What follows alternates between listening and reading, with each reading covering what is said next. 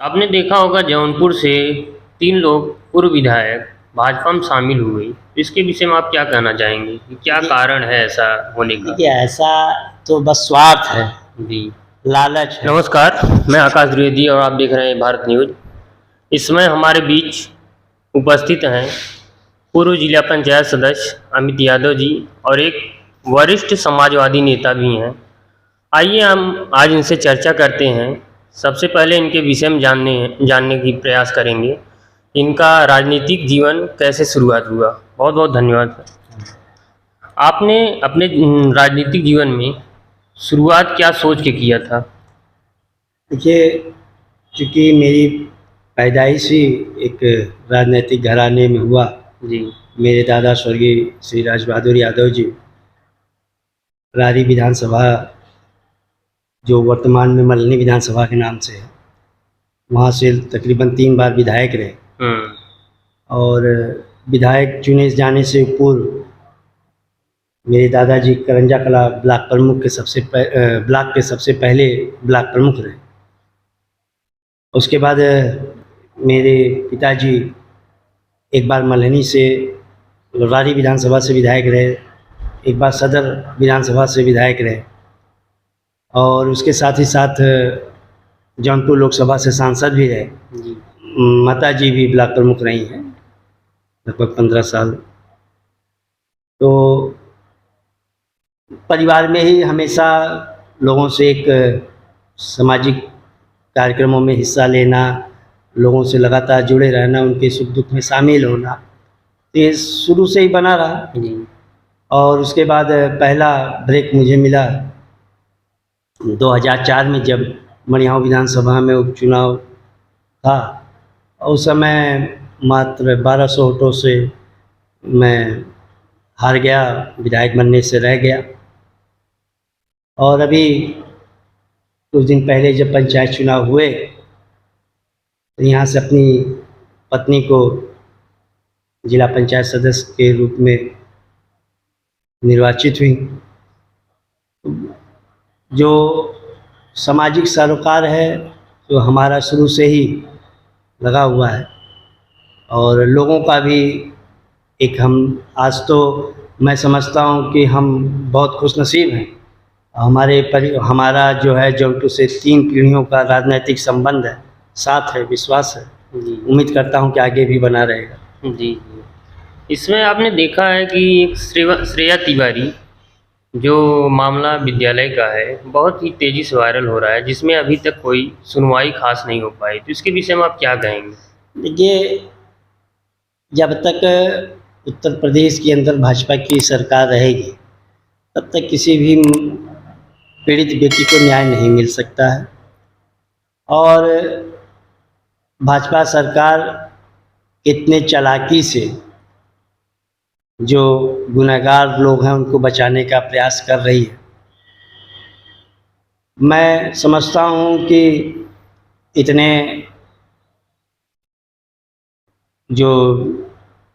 जब ये प्रकरण चल रहा था, तभी कुछ दिन पूर्व आपने देखा होगा कि पूरे जनपद के विद्यालयों ने बायकॉट किया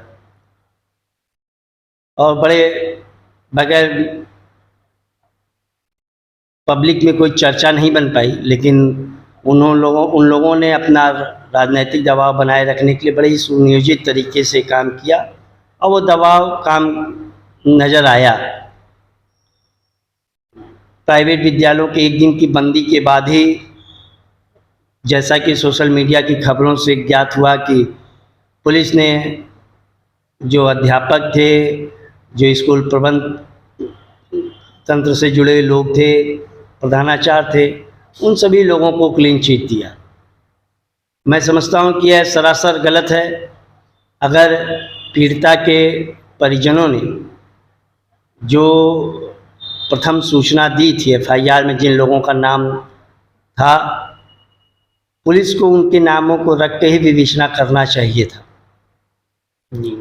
और हम सभी लोग जानते हैं, समझते हैं, जो इस घटना से जुड़े हुए लोग हैं, वो जो ये पूरा प्रकरण हुआ था, तो आप देखेंगे कि कुछ मानसिक रूप से उस बिटिया का टॉर्चर किया गया विद्यालय के लोगों के द्वारा, यह कतई न्याय संगत नहीं है। जी। आप कोई गलती करता है तो उसका एक संवैधानिक तरीका होता है जिससे उसको समझाया जा सकता है, लेकिन इन्होंने सारे मापदंड उन बच्ची को समझाने के बजाय उसका मानसिक अत्याचार किया, शोषण किया, जी। और जिस तनाव को वो झेल नहीं पाई। तो ये तो दूसरा मेरा एक सवाल ये भी है कि अगर मैं मान लेता हूँ कि बच्ची ने कोई गलत काम किया, तो वो चरित्र निर्माण का कार्य, उसको शिक्षा देने का काम भी तो उसी विद्यालय का था। बिल्कुल। फीस तो मोटी रकम, फीस के रूप में मोटी रकम तो विद्यालय वालों ने ले लिया, लेकिन उस बच्ची को उसका जो विकास होना चाहिए था, जो चारित्रिक विकास होना चाहिए था, जो मानसिक विकास होना चाहिए था, वो विद्यालय करने में असक्षम रहा। जी।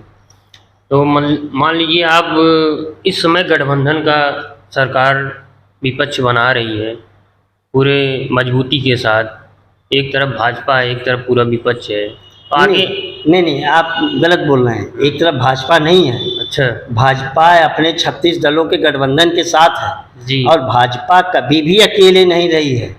भाजपा हमेशा गिरोह लेके चलती रही है और लोकतंत्र पे हमला किया है। तो इस समय जौनपुर में गिरीश चंद्र यादव जी हैं, राज्य मंत्री भी हैं, तो आप उनके विषय में क्या कहना चाहिए? क्या विकास हो रहा है? अब देखिए, अगर आप सड़कों पे निकलेंगे तो आपको पता चलेगा विकास तो कुछ नहीं हुआ, लेकिन हाँ, मंत्री जी के परिवार में जाएंगे तो आपको विकास दिखेगा कि हाँ, उनका विकास हुआ है। उनके परिजन तमाम राजनीतिक पदों पे बैठ गए और उनके परिवार में रंगाई पुताई सारा। और मैं तो इतने दिन में हम लोग रहे, कभी भी हम लोग किसी के ऊपर आरोप तो नहीं लगाते, लेकिन आप सब लोग जानते हैं कि मीडिया के माध्यम से मैंने भी सुना, कोई पूर्व सांसद कह रहे थे कि 1000 करोड़ रुपए कमाए गए हैं इनके द्वारा। तो आप समझ सकते हैं कि एक जौनपुर में अमृत योजना के नाम से सीवर बना। मेरा सवाल ये है, और ये तो मुझे नहीं लगता है कि ये आम जनपद वासियों के लिए कोई अमृत योजना है। ये तो उन भाजपा के नेताओं के लिए अमृत योजना है, उनको धन कमाने की अमृत योजना है। इस योजना के अंतर्गत अगर आप देखेंगे तो जितने भी कार्य हो रहे थे वो ज़्यादातर रात्रि में होते थे। जी। मैं जो भी कार्यदायी संस्था रही होगी, मुझे मालूम है कि कोई भी अधिकारी, सरकारी कर्मचारी अधिकारी को आप अगर 5 बजे के बाद फ़ोन करेंगे तो फील्ड में नहीं आएगा। तो इसका मतलब कि ये जितना सारा कार्य हुआ उसका कहीं कोई सरकारी अधिकारी रात को तो सत्यापन करने नहीं गया। जी। और ये जो रात में काम करवाए जा रहे थे, तो ये तो भाई रात तो जानते ही हैं, रात में तो सड़कों पे चोर ही निकलते हैं। और ये लोग रात में काम, ताकि जनता भी इनको ना, जैसे जो जागरूक लोग होते थे, अगर दिन में काम होता तो वो झांक के देखते कि क्या हो रहा है क्या नहीं हो रहा है। जी। लेकिन उनसे दूरी बनाए रखने के लिए ये रात में काम होता था। और आप देख रहे हैं कितने सालों से ये योजना चली आ रही है। जी। लोगों को झेलना पड़ा धूल, और इसका कहीं कोई फायदा नहीं नजर आ रहा है। जी। और मुझे तो लगता है कि आने वाले समय में जब ये कुछ दिन बाद बैठ जाएगा, तो अगर खोजबीन चालू होगी तो कोई पाइप वगैरह कुछ नहीं दिखेंगे। इस समय कई लोगों का आरोप है कि गुजरात की पाइप आई हुई है खरीद के। जी। और उन उद्योगपतियों को फायदा पहुंचाने के उद्देश्य से ये योजना बनाई गई है। इस समय शहर में देख रहे हैं जगह जगह गड्ढा खुदाई सब चल रहा है। तो यही है, ये भाजपा के लिए अपना एक कमाने की योजना है। जी। और जनता उससे परेशान हो रही है। मणिपुर संबंधित मैटर में आप क्या कहना चाहेंगे? मैं समझता हूँ कि जो अमानवीय व्यवहार वहाँ पे हुआ, और जब हमारे समाजवादी पार्टी के राष्ट्रीय अध्यक्ष माननीय श्री अखिलेश यादव जी ने विधानसभा के अंदर निंदा प्रस्ताव पारित करने के लिए कहा, तो भाजपा सरकार, भाजपा के तमाम विधायक नेता इस बात का विरोध करने लगे। जी। तो इससे तो साफ जाहिर होता है कि जो मणिपुर में हुआ यह सब कुछ वो भाजपा की नफरत वाली राजनीति का ही हिस्सा है, और अपने लोगों के खिलाफ भाजपा निंदा प्रस्ताव नहीं लाना चाहती थी। जी। इसलिए यह निंदा प्रस्ताव विधानसभा के अंदर न लाकर भाजपा ने दिखा दिया कि वह विभाजनकारी और नफरत फैलाने वाली राजनीति की हिस्सेदार है, और जो कुछ भी मणिपुर में हुआ वह सारा, उसकी सारी जिम्मेदारी भाजपा की है।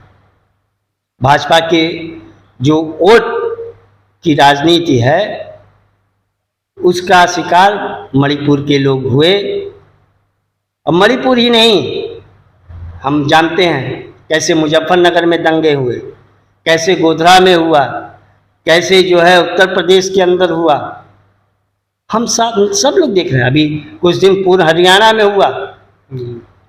तो ये भाजपा के लोग, शुरू से इनका एक ही मकसद रहा है कि फूट डालो, राज करो। ये कभी धर्म के नाम पे, कभी जात के नाम पे, कभी राष्ट्र के नाम पे आपको हमेशा बरगलाने का प्रयास करेंगे। जी। और इन्होंने हमारी जो ये पीढ़ी है उसको एक गलत दिशा देने का काम किया, और अगर ये दोबारा 2024 के बाद सरकार में आते हैं तो निश्चित मानिएगा कि भारत की सारी लोकतांत्रिक मूल्य ध्वस्त हो जाएंगे। जी। और इनको जहाँ तक मौका मिलेगा वो हमारे जो भाईचारा है, हमारा जो प्रेम सौहार्द है, हम जो भारत जिस चीज़ के लिए जाना जाता है वो सारी चीज़ें ये ख़त्म कर देंगे। आपने देखा होगा जौनपुर से 3 लोग पूर्व विधायक भाजपा में शामिल हुए, इसके विषय में आप क्या कहना चाहेंगे कि क्या कारण है ऐसा होने का? देखिए, ऐसा तो बस स्वार्थ है, जी, लालच है, क्योंकि समाजवादी पार्टी में वो विधायक रह चुके हैं। देखिए, समाजवादी पार्टी ने लोगों को आगे बढ़ाया, उसमें एक विधायक हैं जिनको 4-4 बार विधायक बनाया, मंत्री बनाया, जी। इतना ऊंचा पद दिया, सबका सम्मान किया, लेकिन अब वो नाराज हो गए। एक कर्मचारी हैं, उनको भी विधायक बनाने का काम समाजवादी पार्टी ने किया। देखिए, जो समाजवादी पार्टी है ये असल में सामाजिक कार्यकर्ताओं को पैदा करने की कारखाना है। जी। और मैंने आपसे पहले कहा, भाजपा तो गिरोह है, भाजपा हमेशा गिरोह में चलती है। भाजपा कुछ नहीं पैदा करती, नफरत के अलावा कुछ नहीं पैदा करती। भाजपा के अंदर इतनी हैसियत नहीं कि वो अपनी विचारधारा से एक नेता खड़ा कर दे। नहीं तो क्या प्रभाव पड़ा होगा? वो आप देखिए, वो इसीलिए वो समाजवादी पार्टी के लोगों को लेके जाते हैं, उनको चुनाव लड़वाते हैं, और चूंकि उनको बरगलाना है पिछड़े समाज के लोगों को, उनको बरगलाना है अनुसूचित जनजाति के लोगों को, उनको बरगलाना है मुस्लिम समुदाय के लोगों को। तो उस हर समाज से उस 100 पीस एक नेताओं को चाहिए कि उनको लेके जाएंगे, उनको 100 पीस में रख देंगे। जी। आप बताइए, क्या जितने भी लोग हैं, जो भी भारतीय जनता पार्टी से जुड़े हुए लोग हैं, चाहे वो गिरीश चंद्र यादव जी हो, प्रकाश राजभर हो, इन लोगों का, ये संजय निषाद जी हो, क्या ये लोग कभी पिछड़ों का हित सोच सकते हैं? क्या ये लोग कभी जाति जनगणना की मांग कर सकते हैं? ओम प्रकाश राजभर भी गए इसी तो अब उनसे आप वो तो खुद उन्होंने जब समाजवादी पार्टी के साथ थे तो उन्होंने भाजपा के बारे में क्या कहा, वो उन्होंने मुख्यमंत्री के बारे में क्या बोला? इतना कुछ होने के बाद भी वो विपक्ष में चले गए। कल तक तो वो कहते थे कि चल सन्यासी मंदिर में, और आज खुद ही सन्यासी के साथ चल दिए।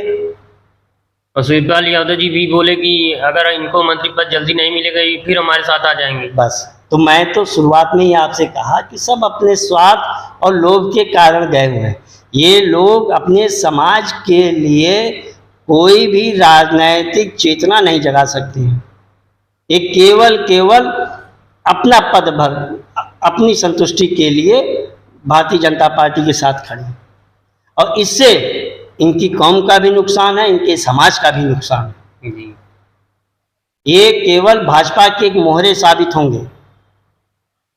ये केवल दिखाने का प्रयास करेंगे कि भाजपा इनके समाज के लिए हित कर रही है, लेकिन भाजपा कभी भी इन पिछड़ों के, दलितों के, अल्पसंख्यकों के हित के लिए कोई बात नहीं कर सकती है।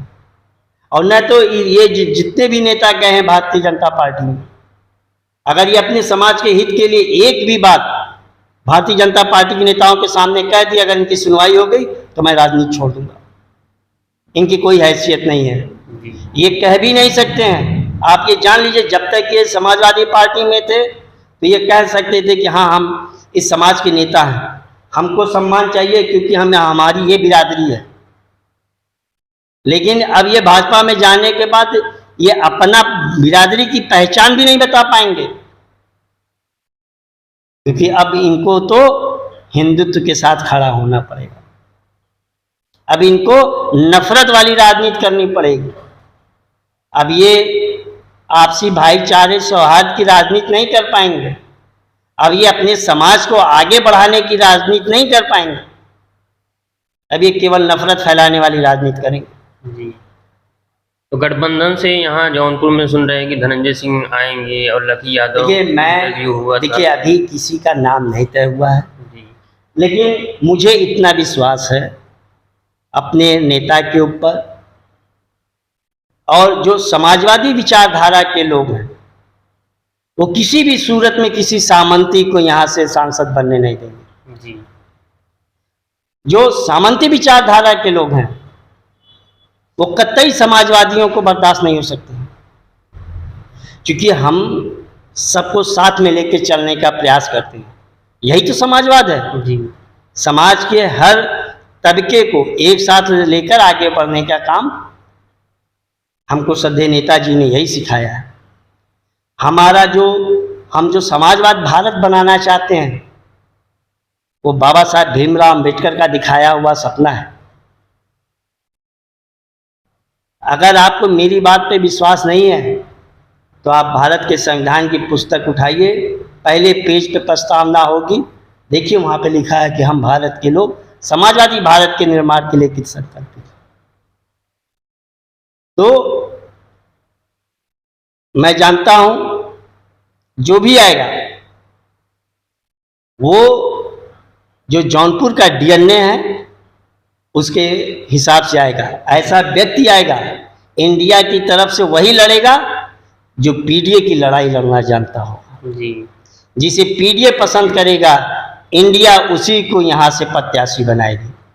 तो 2024 में आपका क्या प्लान है, क्या राजनीति है, रणनीति? देखिए हमारा तो एक ही उद्देश्य है कि हम लोग समाजवादी पार्टी को मजबूत करने में लगे हुए हैं, और हम बाबा साहब के सपनों को पूरा करने में लगे हैं कि हम समाजवादी भारत का निर्माण करें जी। श्रद्धेय नेताजी ने जो रास्ता दिखाया, लोहिया जी की जो विचारधारा रही, उसको आगे जन जन तक पहुंचाने का काम हम लोग करते रहेंगे।